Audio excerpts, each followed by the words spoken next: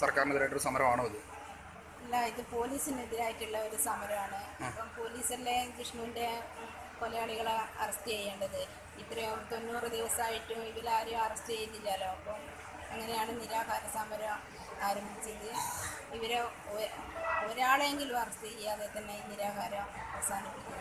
ഇപ്പോഴും നമുക്ക് വിശ്വാസമല്ലേ ഈ ഒരു ഒരാളെങ്കിലും അറസ്റ്റ് ചെയ്യുന്നുള്ളൊരു പ്രതീക്ഷ നമുക്കുണ്ടോ? അപ്പോഴും അറസ്റ്റ് ചെയ്യണമല്ലോ, കൊല ചെയ്ത കൊലയാളികളാണ്. അപ്പം എന്തായാലും ഇവരെ നിയമത്തിൻ്റെ മുന്നിൽ കൊണ്ടുവരേണ്ട കടമ ഈ പോലീസിൻ്റെതല്ലേ.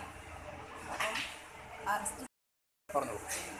ഈ സമരത്തിനിടയിലേക്ക് ആരെങ്കിലുമൊക്കെ കയറിയണമെന്ന് തോന്നുന്നുണ്ടോ? സമരത്തിനിടയ്ക്ക് കയറിയിട്ടുണ്ട്. അതിലുള്ളതാണ് ഈ സ്വാമി, തൂക്ക് സ്വാമി, അങ്ങനെ രണ്ടാൾക്കാരുണ്ട്. പിന്നെ ഷാജഹാനും എൻ്റെ ഭാര്യയും ഒരു ഞങ്ങൾക്ക് ആ റൂം അല്ല ശരിയാക്കി തരണ്ടിയിട്ടു അങ്ങനെയുള്ള കാര്യത്തിനാണ് ഷജീർ ഖാനും ഭാര്യ നിന്നയും. ഈ ഷാജഹാൻ അറിയോ? K M Shajahan? എല്ലാം അറിയില്ല. ഇപ്പോഴാണ് അറിയുന്നത് ഇങ്ങനെ ആൾക്കാരുടെ അറസ്റ്റ് ചെയ്തിട്ടുള്ളത് അറിയുന്നത്. അപ്പോൾ ഇവരെവിടെ നിന്ന് വന്നതെന്ന് പോലും ഒന്നും ഞങ്ങൾക്ക് അറിയില്ല.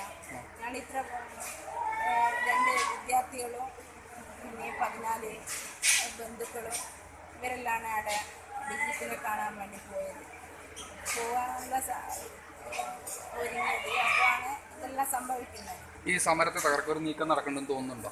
ആ നീക്കം ഒരുപാട്